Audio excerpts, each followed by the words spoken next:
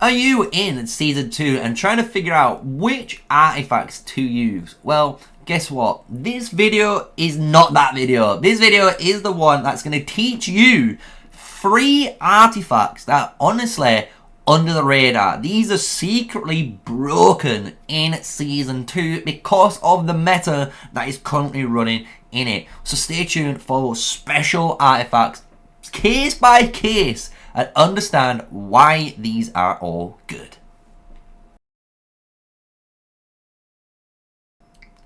Hello, yes, smash a like, comment and subscribe for more daily videos of me, MrSneakyy. And guess what? We're going over artifacts. And I know you guys are probably like, whoa, what's this about? But it isn't that video where I'm going to tell you what artifacts to go for, because I'm going to do another video similar to that. As you can imagine, there's a lot of artifacts in the game, and you can see here the ones I've gone for, and there are a lot of the ones that most people can assume. However, I'm just going to say, guys, there's 3 artifacts in Season 2 that have honestly adapted or kind of come to life because of the meta. That is so true, right? We're going to break down the first one, and the first one's pretty easy. It's one that I've actually fallen in love with more, especially as a T4 player, when you're trying to fight T5s and trying to not get absolutely wrecked by that counter-attack damage, right? Because the counter-attack damage changed. Don't know what happened. Overnight, we were taking 1k damage. Guess what? Next minute, we're taking 2,000 to 3,000 counter-attack damage from a T5 hit. Yeah, we're not good. We're feeling bad about ourselves. But I'm here to save the day. Tear of Arbon is the GOAT. I am telling you now, it is the GOAT of T4 play. Why? You cannot match the defensive capability of this magic, just outright artifact. When you have this artifact, you can see mine's level 45. It's not even 50 yet.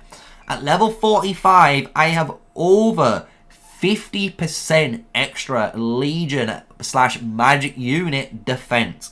Then I have even a 3% damage taken reduction because I've been lucky enough to get my Tear of Arbon to level 3, right? So it's been great. And that is all the combination you need to actually make this artifact really, really good. Because the thing is, you are going to be using it, as you can imagine. You're going to be in a massive murder ball on your team. You know, you can be fighting in different areas of the map, right? Like, if we just take in for a quick example here, and we were going to fight in the choke point up here. You could be fighting on this little area with your team, and then, you know, once you've come down and you come back up, you just quickly pocket heal, sustain, ready for the next fight, and you're good to go. And you'd be surprised on how often you can actually use the Tear of Arbon healing passively through all of these encounters, and it keeps you out of the battlefield longer, meaning you get more stamina value, so you get more merits, right? And like I say, the tanking capabilities is just, I don't know what it is. I felt like every single time I'm using it, it's so much better than just trying to rain down a big, massive Phoenix-Eye blast, because a lot of people see the Phoenix-Eye trigger and they just walk away. I'm not gonna lie, they just walk away. They can see it coming a lot of the time and they dodge it, right? Because it has a little bit of a 3-second timer delay. But when it comes to Tear of Arbon, you could be using it mid-fight on yourself. You could be using it in just so many different scenarios. It's very good for you to use. But that isn't the big one. There's some 2 other artifacts in this game. One of them I actually don't own. One of them I don't own. But one of them is on screen. I'm just going to leave it there. And one of them is on screen on being, honestly, a underrated, absolute MVP artifact for Season 2. I'm going to give you guys just a couple of seconds here, just to maybe think, which one could it be, Sneakyy? Is it the potion? Is it the engineering potion? And I'm going to tell you it's not. You're probably looking, is it Viola's bow? No, it's not. Is it Goldcrest? Nope. No, it's not. What it actually is Freezing Ring. And this is insane. I would never thought in my day of life I would ever be mentioning this as a PvP current meta under the radar secret tech for you guys. Why? You're probably wondering, what am I on about, Sneaky?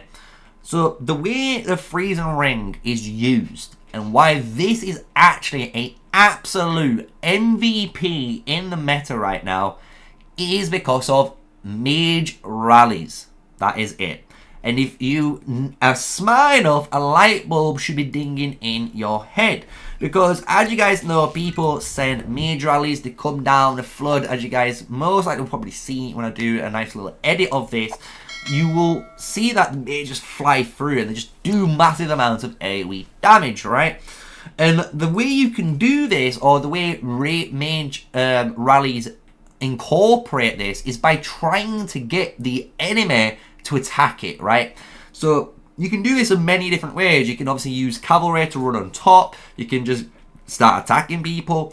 And one of the ways people do this is jumping out the rally. And this is where freezing ring shines. This is honestly where freezing ring becomes the best artifact for this type of meta. Because what you do, and then you can imagine this already in your head, this has no rage cost, and this is why it allows you to do this. When you look at any of the other stuff, you have a 1600 rage cost, 1600 rage cost, 600. These are a lot of very powerful PvP effects. Even that magic bomb, 1600. But freezing ring's not got one, because it's intended to just be used as like ice block almost, right? Like an oh god damn, I'm getting killed moment. But what you do with this is when you're going to join the rally, so this is only for players like T4, T5 players who are joining the mage rally. So whether it is the mage rally leader, they will run their best mage rally for the best stats. But everyone else will be running a freezing ring. Why? Because you're going to be inside that rally. You're going to be sat there. You're going to be all cutch up. Everyone's going to be cutching up. You're going to be walking towards the enemy. You're going to get into that area where all of them are, and you're going to start to draw aggro. And the way you do it is you jump out. So you click on your rally, you hit the return button, so you jump out, but you have freezing ring ready. And the thing is, even if they've blocked your rally and stuff, what happens is you can start getting them to attack you and immediately freezing ring. And a lot of the time players don't realize it, or it could be mobile lag. There could be just so many different factors in the game, but players continuously attack you, and because they continuously attack you, they will send, and if there's a mage player more importantly, they will hit you with a ranged AoE move. And that will allow the mage rally next to you to get aggro. You can then break this 10-second barrier, because you can break this at any time, which is amazing. It allows you to just do this. Look, just at the bottom. You break out of it and you jump straight back in. You're in safe hands.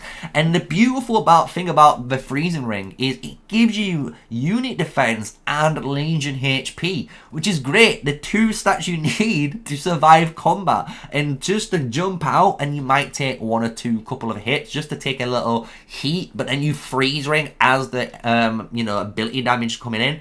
It's an amazing artifact, honestly. Underappreciated, and you guys might want to try this out, and you'd be like, you will laugh at some of the moments that you can create if the enemy are just silly, right?